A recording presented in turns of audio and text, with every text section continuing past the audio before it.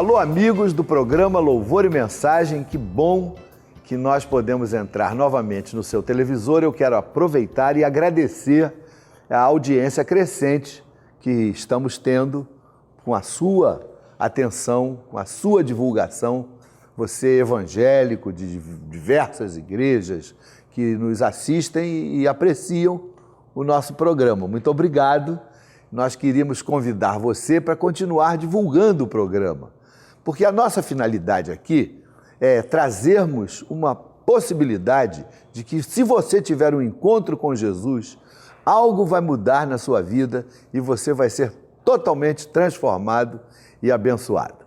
Eu gostaria de aproveitar esses momentos e convidar você para nos acompanhar numa excursão que nós vamos fazer em maio de 2013, maio do ano que vem. Nós vamos conhecer os lugares do apóstolo Paulo, em que o apóstolo Paulo criou comunidades cristãs, ele instituiu a igreja em Corinto, em Atenas, em Éfeso, e nós vamos nesses lugares. E serão 2 semanas. Se você estiver interessado, olha o telefone novamente que está aparecendo aí, entre em contato conosco, você poderá se informar de como é que nós vamos fazer esta excursão. Vai ser uma bênção para você se você puder ir conosco. Está começando o nosso programa Louvor e Mensagem, vai haver uma entrevista e logo em seguida eu quero trazer uma palavra para você pensar, para você meditar. Você que está me ouvindo, que é inteligente, que raciocina, é com você que eu quero falar nesse programa. Fique com a gente. Olá, amigos. Sejam bem-vindos ao programa Louvor e Mensagem. Hoje, no bate-papo, eu tenho o prazer de receber o Marco e a Mônica. O Marco é contador, a Mônica é professora de inglês e português, mas nós vamos conversar sobre conflito para se decidir por Jesus. É verdade, ainda hoje, século 21, eles não vão mais ser comidos por feras por aceitar a Jesus, não vão mais para a fogueira, mas ainda existe esse conflito e nós vamos bater um papo sobre isso. Tudo bem, Marco? Tudo bom. Tudo bem, Mônica? Tudo bom, tudo bem. Então, vamos bater um papinho sobre a história de vocês, que o público aqui vai entender por que desse conflito, não é? O Marco, você foi criado assim no Evangelho? Como é que foi sua experiência com Jesus? Não fui criado no Evangelho. O meu pai aceitou Jesus, eu já era adolescente, já era crescido.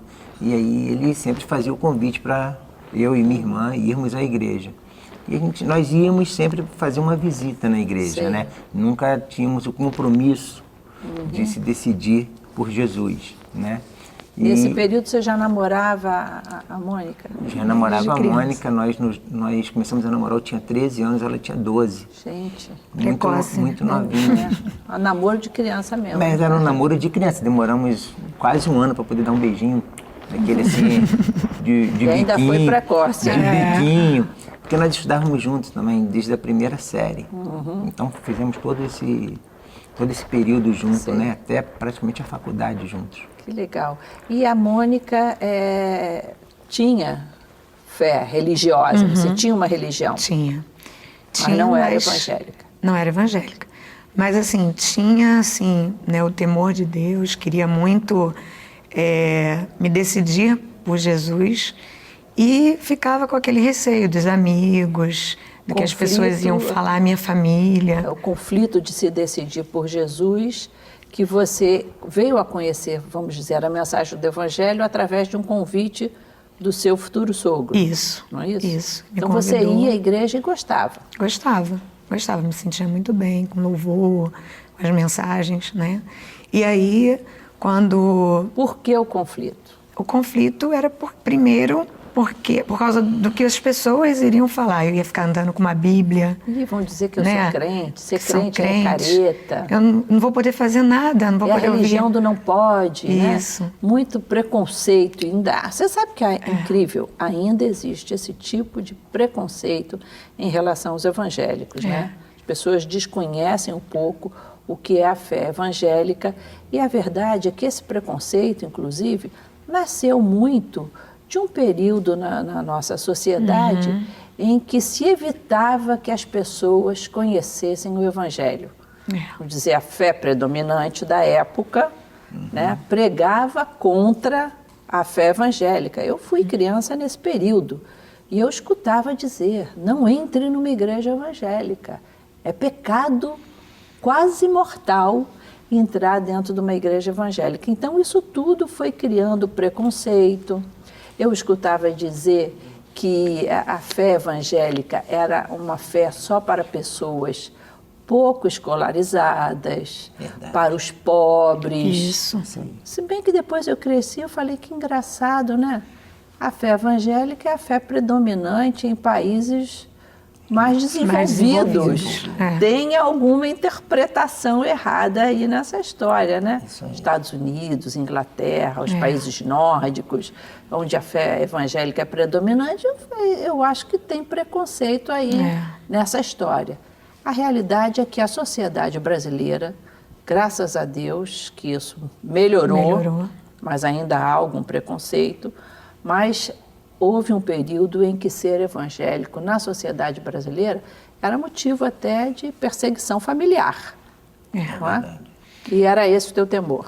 Até porque, assim, eu tinha parentes que eram evangélicos e tinha até aquela coisa, assim, de você não poder nem olhar para a televisão. Tinha essa coisa, né, em determinadas igrejas. E aí a gente tinha medo. O que é me decidir por Jesus? O que é isso? Né? Eu estou sentindo uma coisa boa quando eu estou na igreja, eu gosto de estar aqui. Mas como é que vai ser lá fora? Né? Aqui dentro a gente está protegido, né? Quando você entra na igreja, você se sente bem. Mas e depois? E os amigos? Os amigos. Né? E pensava nele também, que já namorava, né, o Marco, e a gente já estava praticamente noivo, né, Marco? E aí, como é que ia ser? Como é que ia ser eu aceitar, né, eu estar ali me decidindo por Jesus e ele não? Como é que ia ser a nossa vida depois? E o Marco pensando como é que vai ser aceitar Jesus e ela não. E ela não. Nós pensávamos a mesma coisa, só que nós não conversávamos sobre o assunto. Vocês eram muito jovens, né, nessa época? Eu tinha 21, ela 20. Quando decidimos. Nós começamos a pensar na possibilidade. Pensar mais sério, né? Aí nós nos convertemos, eu com 22, ela com 21. Sei. Aí, então, como é que aconteceu a quebra aí dessa barreira? Em que período que vocês pensaram, vamos enfrentar tudo por Jesus? Aconteceu com um problema, né, de desemprego. Eu fiquei desempregado, eu trabalhava no banco 3 anos e alguns meses. Aí eu fiquei desempregado. A Mônica engravidou, a Renata, nossa filha mais velha. Ela nasceu no dia 4 de setembro e no dia 8 de outubro eu fui mandado embora. Um mês e 4 dias após o nascimento dela, eu fui demitido do trabalho. Foi um impacto, né? Assim, foi difícil. Existencial. Foi difícil, porque 2 jovens, 22 e 21 anos, com uma criança recém-nascida. Eu trabalhava, mas a minha renda não ia segurar, né, uma família. E aí o meu pai esteve lá em casa, conversou conosco, falou algumas coisas conosco.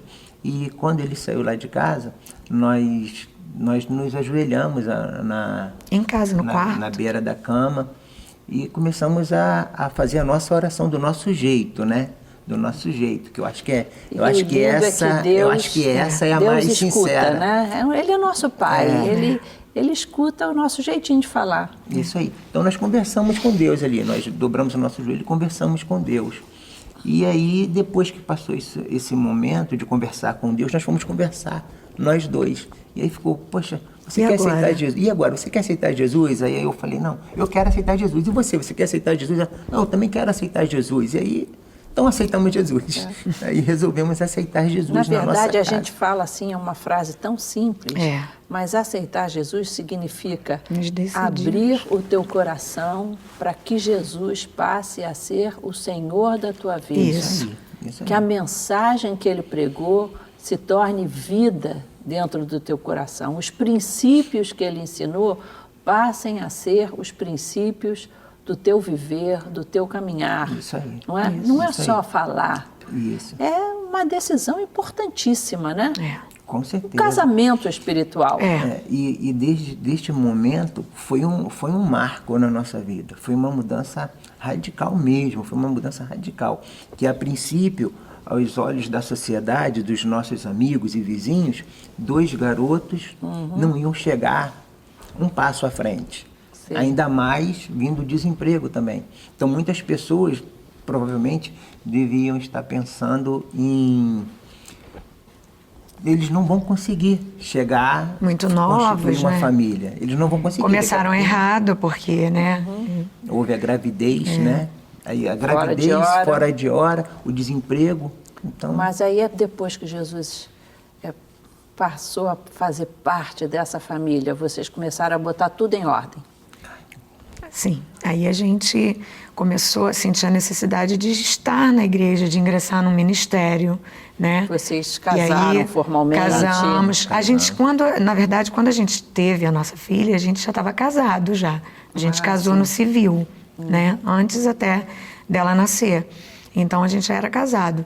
E aí a gente foi para Maranata e passamos, né? Até que vimos uma apresentação do Coral Ebenezer na época, e a gente quis entrar, né, para esse ministério de louvor e ficamos um bom tempo, né, no Coral Ebenezer, até que fomos chamados para trabalhar na escola bíblica. E hoje já estão há 20 anos, há 20 anos servindo a Jesus. Isso. Na Maranata. E viram que não é trazer Jesus para a vida não é nenhum bicho-papão, pelo contrário. Pelo contrário. É trazer vitória, bênção, paz para o coração.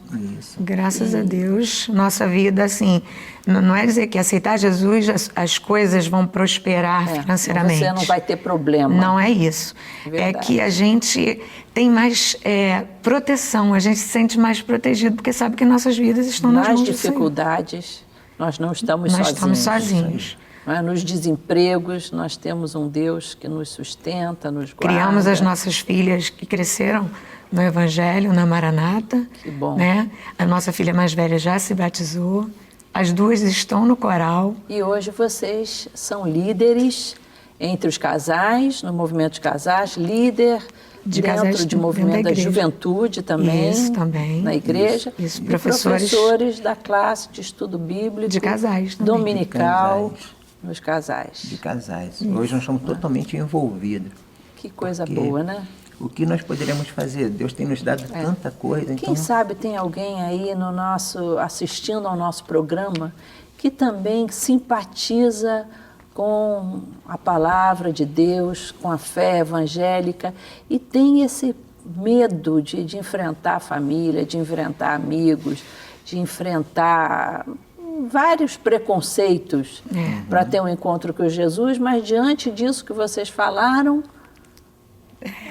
para dar coragem, vai né? chegar Porque à conclusão que é a melhor coisa, a melhor decisão que nós podemos fazer na vida. É verdade. Eu fiz essa decisão quando eu tinha 18 anos e foi a grande decisão da minha vida que só trouxe alegria, felicidade, paz. E eu tenho certeza que na vida de vocês também foi assim. E na vida de quem fizer uma decisão. Agora, eu achei uma coisa formidável. Vocês, muitas vezes a pessoa pensa, eu quero ter um encontro com Jesus, mas eu não estou na igreja, eu vou ter que ir na igreja. Vocês ajoelharam-se em casa. Em casa. Significa que um telespectador nosso pode fazer isso ali agora. Na sua sala, no seu sofá, sábado de manhã, tranquilamente, também fazer essa singela oração. Senhor Jesus, entra na minha vida. É verdade. E com certeza ele entrará as coisas mudarão. Mudarão, como mudou na nossa vida. Como diz um pastor amigo meu, Jesus, cuidado para não fazer convite para Jesus, porque ele é daquele tipo, que quando convida, ele vai. É verdade. Não é? É verdade. Quando convida, se convidar, ele vai. É verdade. E quando ele chega, a bênção vem com ele também. Porque ele fica conosco onde quer que estejamos. Né? Ele é aquele convidado que vem rápido e também não faz questão de ir embora. Isso aí. Isso é que é bom. Gente, Marco, Mônica, muito obrigado pela presença de vocês, por essa palavra tão animadora. Que Deus continue abençoando o ministério de vocês entre os casais e a juventude. Amém. Obrigada, nós que agradecemos. Amém. E vocês, amigos telespectadores, vocês estão vendo um número de telefone. Nós temos uma equipe que você pode telefonar, conversar, pedir oração. E veja também os nossos horários de culto. Quem sabe você quer conhecer uma de nossas igrejas para conhecer essa mensagem maravilhosa. Tem uma classe de estudo bíblico. Isso tudo vai derrubando indecisões, conflitos, para que você possa também entregar o seu coração totalmente para Jesus. Mas fique ligado, porque o programa ainda tem uma mensagem que vai te abençoar. Fica ligado. Meus amigos, meus irmãos, fazer parte de uma comunidade cristã é fundamental para mim, para você, para sua família. Nós, da Igreja Missionária Evangélica Maranata, damos muito valor à nossa formação, à formação dos nossos filhos, da nossa família, porque é estudando a Bíblia que a gente se afasta de conceitos errados, de heresias, de falsos ensinamentos, de superstições que estão presentes na nossa sociedade. O brasileiro é supersticioso por princípio. E o cristianismo, ele é totalmente contra a superstição. Nós cremos na oração, cremos na fé, mas a fé tem sentido, a fé tem coerência, a fé tem apoio bíblico. A fé não é baseada em história da carochinha. A fé tem história, tem testemunho, tem vida. Então, o que tem que fazer uma igreja para ser uma igreja nos moldes de Jesus? Quais são as características de uma comunidade bíblica, uma igreja, para que Jesus Cristo tenha poder de poder participar, de poder intervir, de poder orientar, de poder, de uma certa forma, ser o rei, o senhor nesta comunidade. Jesus Cristo fazia algumas coisas, ele nunca deixou de ensinar, nunca deixou de pregar e nunca deixou de abençoar as pessoas. No capítulo 9 de Mateus, do versículo 35 em diante, está escrito: e percorria Jesus todas as cidades e povoados, ensinando nas sinagogas. Primeira coisa que Jesus fazia, ensinava nas sinagogas, pregando o evangelho do reino. Segunda coisa que Jesus fazia, pregava o evangelho do reino e curando toda sorte de doenças e enfermidades. E ele abençoava as pessoas nas suas necessidades. Uma igreja cristã precisa imitar Jesus Cristo. Ela tem que pregar o evangelho, anunciar a palavra de Deus, dizer que Cristo nos salva dos nossos pecados, do nosso passado, das nossas malícias, das nossas crendices, das nossas limitações, dos nossos complexos. Jesus Cristo entra no nosso coração, vai nos lavando, vai nos transportando do reino das trevas para o reino da luz, vai clareando a nossa mente, vai nos dando novo modo de vida. A água de Jesus Cristo vai lavando a nossa alma, o nosso coração, o nosso pensar, o nosso agir. E um homem transformado por Jesus é uma nova criatura. As coisas velhas passam e eis que tudo se fez novo. Então, pregar o evangelho é função de uma igreja equilibrada. Falar de Cristo, falar que o evangelho é para você, é para mim, é para a criança, é para o idoso, é para a senhora, é para a grávida, é para a pessoa que teve estudo, é para a pessoa que nunca pôde ir para o colégio, analfabeto, que não sabe ler.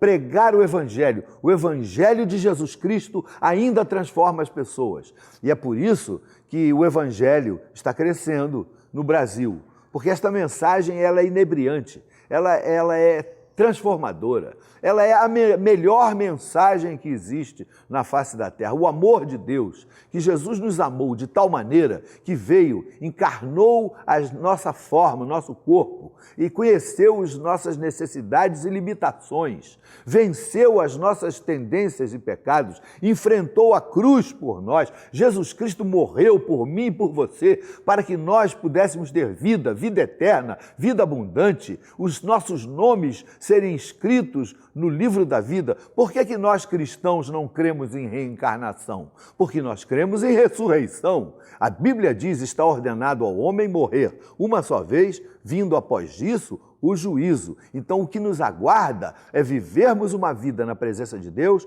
porque um dia nós vamos comparecer ante o tribunal de Cristo e lá nós seremos julgados, porque o Senhor Jesus, ele vai analisar a vida e o coração de cada um de nós. Mas aqueles que têm um encontro com Cristo têm seus pecados transformados, perdoados, lavados, esquecidos e nosso nome escrito no livro da vida. Por isso que os evangélicos, eles dizem: eu estou salvo. Não que eles se julguem soberbos, soberanos e orgulhosos. Não, eu estou salvo porque aquele que crê em Jesus Cristo tem vida eterna. Então, pregação da palavra. Você precisa conhecer uma igreja, frequentar uma igreja que pregue a Bíblia, que pregue a mensagem de Jesus Cristo, que pregue que o Senhor veio para nos transformar, nos libertar, mudar tudo em nós. Mas não é só pregar o Evangelho, é ensinar a palavra de Deus. Então, uma igreja precisa ter estudo bíblico, precisa se dedicar ao estudo da Bíblia. E isso, meus irmãos, infelizmente, algumas igrejas andam desprezando. Mas existem igrejas sérias que levam em consideração o estudo bíblico, a escola bíblica dominical, onde as pessoas se dividem em classes e ao longo do ano estudam a Bíblia e os seus princípios. Isso faz com que a gente seja liberto de tantas crendices, de tantas coisas que oprimem, que iludem a vida das pessoas. Eu conheço colegas inteligentes que creem em duende, que ficam procurando duende no jardim de casa, porque não conhecem a Bíblia, porque duendes é uma superstição, não existe duende, essas coisas não existem. Mas as pessoas que não têm Jesus e não têm um ensinamento bíblico, elas se perdem em tradições supersticiosas e etc. Por exemplo, pessoas que querem pautar a sua vida e as decisões que vão tomar pela astrologia, pelo que diz o astrólogo, do signo de peixe, sagitário, capricórnio, que essas coisas são totalmente anticientíficas.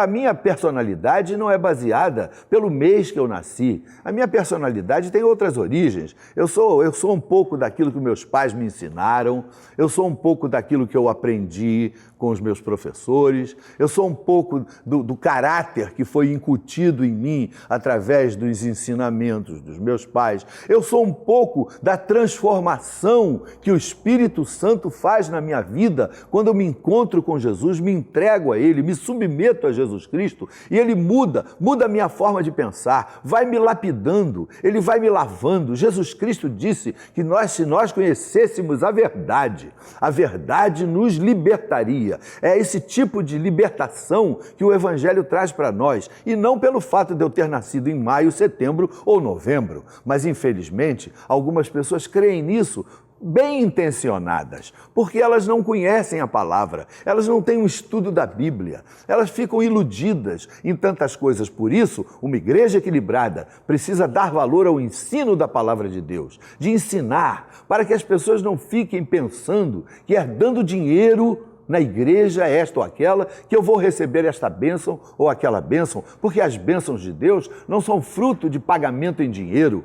Isso é medieval, Quem fazia isso era Tetzel, aquele padre na construção do templo do Vaticano, que ele dizia: tão somente a moedinha caia no fundo do lugar onde se deposita o dinheiro, que a sua alma vai sair do purgatório. Isso aí é Deus abençoando o indivíduo que contribui com dinheiro. Mas as bênçãos de Deus não vêm por dinheiro, vêm por obediência, vêm por humilhação, vêm quando nós nos humilhamos diante de Deus, vêm quando nós reconhecemos a soberania de Jesus nas nossas vidas e passamos a obedecê-lo, a honrá-lo, a ter uma vida pautado na palavra de Deus. Por isso você precisa procurar urgentemente uma igreja que valorize estudo bíblico, que haja um professor antes da reunião maior da igreja ou depois, não importa se é antes ou depois, mas você precisa estudar a Bíblia. Mas a terceira coisa que Jesus fazia é que ele abençoava as necessidades das pessoas. Ele orava pelos enfermos, orava pelas pessoas opressas, orava por aqueles desempregados, aqueles homens sem esperança na vida. Uma igreja abençoada precisa valorizar a oração pelos enfermos, a oração pelos doentes, a oração pelos necessitados, a oração pelos desesperados. E toda igreja equilibrada tem que ter um momento em que se para a atividade, em que se ora pelas pessoas, com imposição de mãos, com unção com óleo, conforme a Bíblia nos ensina. Você tem frequentado uma igreja assim? Eu quero desafiar você a procurar uma igreja bíblica, uma igreja ética, uma igreja que não vai valorizar você pelo fato de você dar um dinheiro mais ou um dinheiro menor ou maior, mas valoriza você na medida que você quer ser sincero, obedecer à palavra de Deus e seguir ao Senhor Jesus com sinceridade, com vontade de agradá-lo.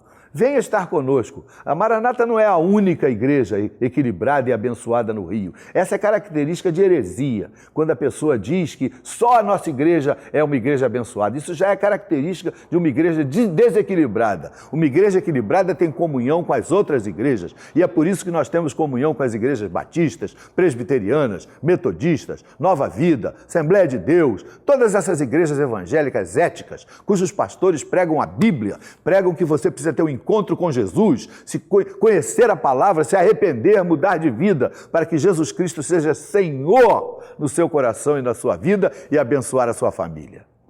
Deus o abençoe. Procure uma igreja assim, você vai ser abençoado. Vamos orar nesse momento, encerrando este pequeno programa. Todo sábado nós estamos aqui, sempre às 8h30.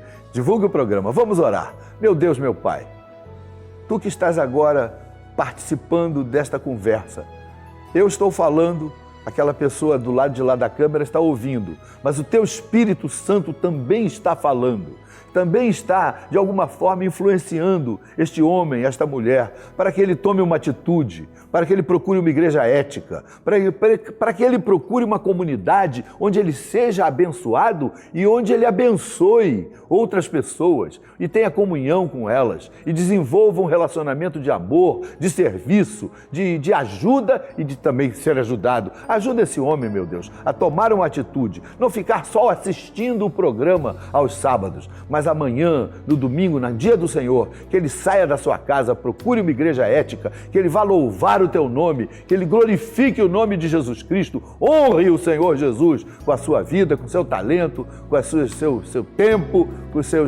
com tudo que Deus tem dado a ele. Ajuda esse homem. Eu oro por ele, por essa família que está me ouvindo agora, para que o Espírito Santo abençoe esses corações. Eu oro em nome de Jesus.